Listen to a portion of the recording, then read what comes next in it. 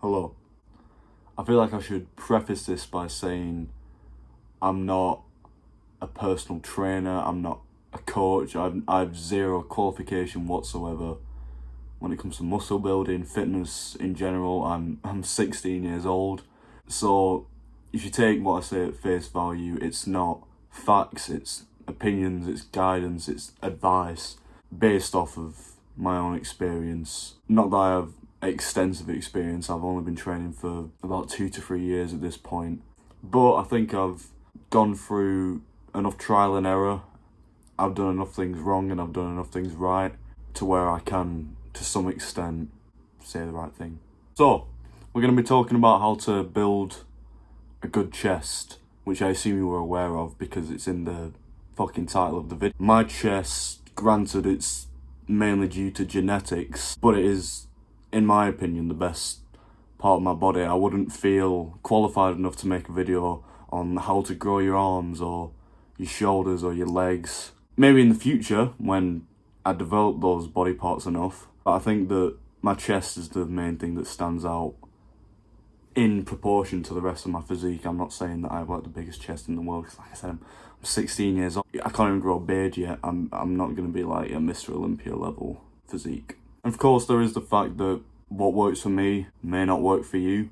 So I'm not saying take everything in this video, go and copy it, and then cry yourself to sleep when it doesn't work. I'm basically just telling you, take some aspects, try it out. If it doesn't work, there are probably other videos out there telling you how to grow your chest. They might be better than mine. For all we know, this is going to be the best video of all time, but chances are there are videos better than mine.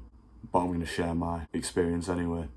Alright, so the first point that I want to make is, on all of the videos I've seen so far on how to grow your chest, one of the major points they make is to stop bench pressing. And I completely see where they're coming from. Barbell bench pressing, the risk to reward, it's not the best. You can injure your shoulder easily. It's definitely more accustomed to people who are trying to build strength. With dumbbells, is, in my opinion, and I think everyone would agree on this, is the best way to grow your chest in terms of it physically gives it better development compared to barbell, just because the path that the bar takes is less optimal compared to the path that the dumbbells take. And of course, if you have shoulder problems, if for whatever reason you don't want to bench press, don't bench press. It's not necessary. You can build a good chest without the barbell bench press. However, I'm going to make a bold move here, and I'm going to tell you that you should be bench pressing. And on shock horror, you should be bench pressing for one simple reason, and that is for progression. Pretty much everyone who is into lifting knows what progressive overload is, gradually over time. Increasing the intensity, which can be done by adding weight, increasing the range of motion, adding reps, adding sets, just anything that allows you to progress that is measurable. Can you progressively overload on all exercises? Yes, you can. For me personally, the way that I've really managed to grow my chest is because I focused on the bench press. You wanna know why? Because I'm a vain little shit who wants a big bench press. So that when people ask me how much you bench, I don't have to say, I bench 1 plate aside. If you do bench 1 plate aside, that is completely fine. But I'm egotistical as fuck. By getting on a strength program, which I just found off the internet, I'm yet to actually put money towards any kind of program, which I probably should if I don't want to plateau and all of my friends surpass me in terms of their physiques, and then I'd become extremely violent and aggressive. But by having a strength program which is dedicated to growing your squat, bench and deadlift, you're growing your bench. By adding more weight, adding the load that's on your chest has to grow. I went from struggling to bench 10 kilograms a side, so that's like 40 kilograms, to I can now bench press 2 plates for 5 reps, which isn't amazing, but it's more than 40 kilograms. And this next point, it kind of ties into the bench press. So again, you're not going to bench press, so you don't have to listen to this. But adding pressing movements, especially incline bench press and overhead press, massively helps you bench press. So if a better bench press helps your chest grow, and more pushing movements and increasing your ability to lift more weight on those pushing movements helps you bench press, then those pushing movements will help your chest. Not directly, but it can definitely help. Next thing I'm going to talk about is what exercises specifically you should be doing. And there's a shit ton of exercises. There's I'm sure that if you go to like the deep, dark places of the fitness community, you can find some guy who is like hanging off of a building doing a chest exercise. I wouldn't say do that because you're probably going to die, but the point is there are a lot of chest exercises, a lot of variations.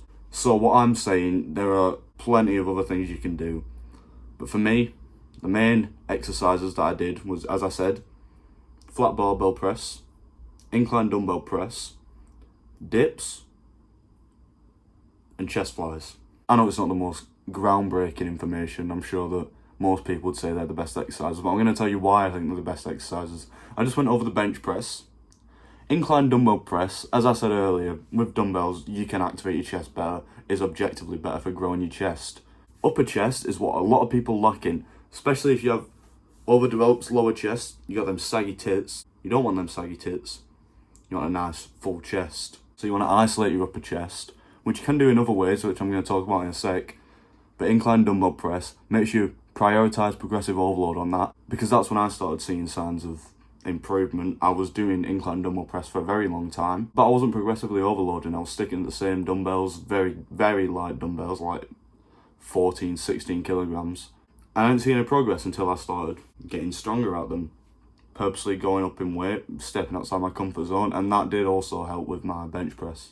In terms of specific advice for the incline dumbbell press, you want to be very careful about flaring your elbows. Don't go like that.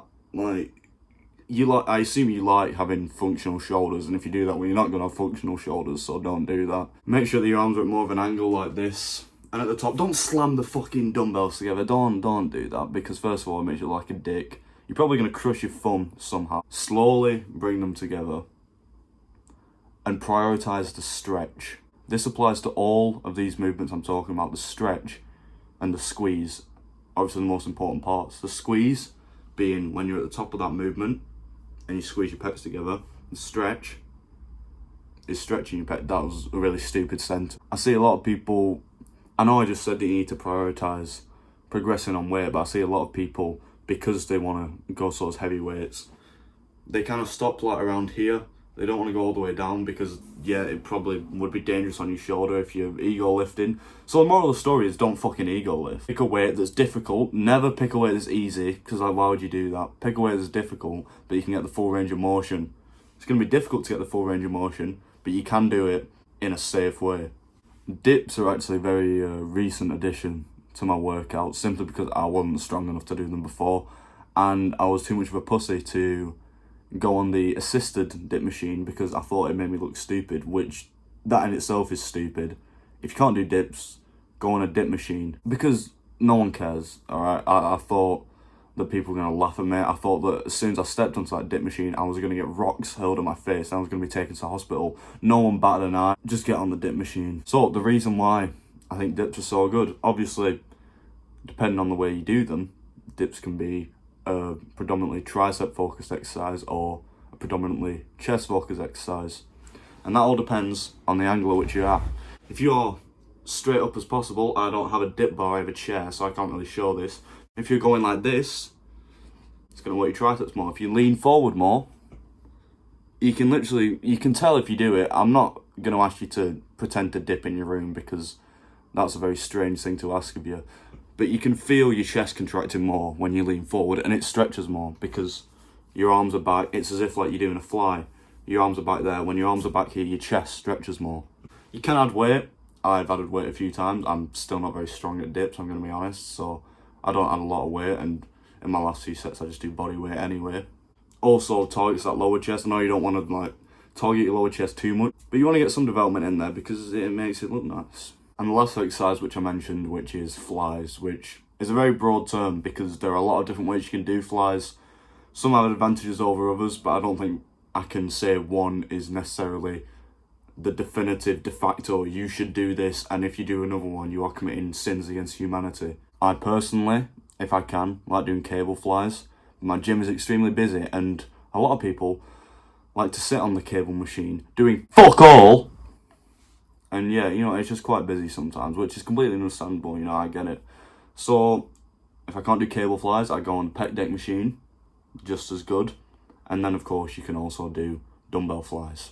The reason I think flies are so good is just because of the range of motion. You can get a really good stretch with it. As long as your shoulders are healthy, be very careful not to ego lift on these, because the second that you have a really heavy dumbbell and you're down there and fucking gravity trying to pull it away, it's going to pull the dumbbell down. It's also going to pull your fucking shoulder down. In terms of the cables as well, obviously you can have varying angles. I personally like doing it with them at the highest setting, because then after I've done my set of flies where I'm bringing it down, I make sure I get the squeeze, I can step back and do an easier movement just for a little superset and do crossovers like that. Obviously it's a different exercise, but it's basically the same exercise. Other variations work as well, having it in the middle and just going straight like that, just like a pec deck, or having it from the bottom and going like that. They all work, they're all great. The next thing I want to talk about is volume and frequency, as in how many sets you're doing per workout and how many times you train in your chest a week. And there are other factors including sleep, diet, just how well your recovery is in general. But personally for me, especially if I want to hit the other muscle groups enough, because that is important. This isn't a guide just to have a big chest and then have fucking like twig arms. I found that I can only hit chest twice a week if I hit it at the best intensity I can, the maximum intensity, going the hardest I can in a workout. In terms of volume for natural lifters, which of course applies to me and I assume applies to you, because if you're taking steroids, I personally wouldn't be taking advice from a 16-year-old who's had 2 years of lifting and is very much natural, but that's just me. If you are currently watching this video and you're taking steroids, please do not click off. I very much appreciate your support. In my opinion, if you're a natural lifter, you need to prioritise volume. Especially as you get into the later stages of lifting. When you're first starting out, you can look at a barbell a certain weight and your chest will grow. But when you have to go to more advanced levels, you need to up your training intensity, etc. Up your volume. I do 5 sets at least on each exercise. And also, I don't think you have to stick to like, 3, 4, 5 sets. If you're doing an exercise and it feels shit, don't do as many sets on the exercise. If you're doing exercise, the mind-muscle connection is amazing, and you think, wow, this is making the workout a lot better, this feels really good, I can get really good contraction, it's going to help me grow my chest, do more sets. Workouts don't have to be that strict. Obviously, if you're on a program and there's a specific reason you're on that program, it's different. But if you're just trying to build muscle, don't adhere to the program as if you're a Christian following the Bible. It's not that deep. Lastly, there are obviously other factors that indirectly grow your chest, such as eating enough. That's a big one. Please eat enough, especially if you're a teenager. I know you want to keep your abs. I know you want to look fit on your Instagram posts. I also want to look fit on my Instagram posts. And to do that, I try and get a big chest, I try and get big shoulders. Don't be scared of getting fat. Your teenage years, I'd know, I'm a teenager, are the best times for gaining muscle. A lot of testosterone, a lot of energy, and in most cases a faster metabolism, so you can eat more as well as a greater appetite.